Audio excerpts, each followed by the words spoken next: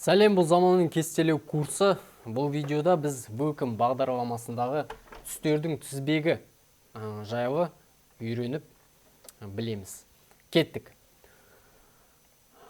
Біздің машинка бір инелі болса да, бірнеше жіптерді қолдануға мүмкіндік бар.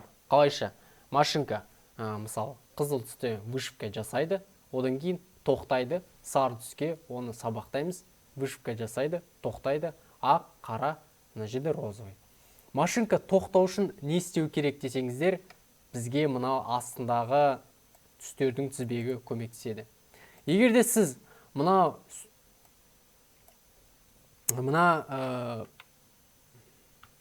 егер де сіздер мына жазудың бәрін біркелкі жасап қылсаңыз, онда машинка тоқтамай біркелкі вышивка жасап шығады. Неге? Өйткені машинкаға сондай сіздер нұсқау бердіңіздер. Бір түсті вышивка. Ол толықтай ойлайды. Тек қана бір түсті жіпте. А егер де сіздер әр қайсысына бөлек-бөлек түс берсеңіз, онда бұл автоматты түрде бір ғана түс қолданылды, сары, келесі очередте тұрған ақ, сондықтан тоқтаймын деген схемамен жұмыс жасайды. Мысалы, мынаны басқа түске бояу үшін біз аламызда міндетті түрде выбор объектін басамыз. Осы мышкамен сосын аламызда бір түсті таңдаймыз. Мысалы мынандай. Қараңыздар, түсі ауысты. Қайтаны аққа қайтайық. Қараңыздар, енді сұрақ, сіздерде бұл жіптер, бұл вышивка, бұл сөздер, бұл картинка қалайша вышиваться етеді? Оның орны тізбегі қандай? Оның тізбегі мынандай. Мына жақта осындай кнопка бар. Мінекей.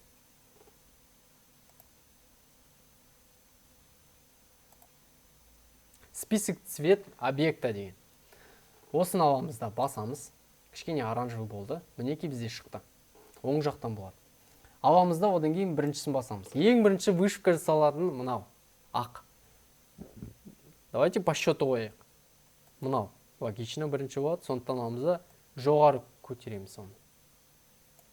Жоғары көтеру үшін сіздер аласыздар да бүйтіп таңдайсыздар да мышкамен басып тұрып жоғары көтересіздер. Екіншісі Каспий. Аламыз да оны бассамыз, таңдаймыз, жоғары көтереміз. Үшінші голдты бастым. Аламын, таңдаймын, жоғары көтеремін. Қызылға дейін кетті. Ақ дұрыс тұр, қара дұрыс тұр, және мені розовый дұрыс тұр. Енді мінекей оның вышиваться етілетін порядығы осындай болады. Келесі, біз қайдан білеміз бұл қандай вышивка екен? Мына жақтағы тұрған жіптер арқылы. Қараңыздар. Зигзаг болса, ол міндетті түрде вышивка деген сөз. Мінекей сіздер списоктың, жіптердің, түстердің списогі туралы білдіңіздер. Міндетті түрде осы білгеніңізді практикада қолданыңыз. Келесі сабақта көріскенше сіздермен болған заманмен кестелеу курсы.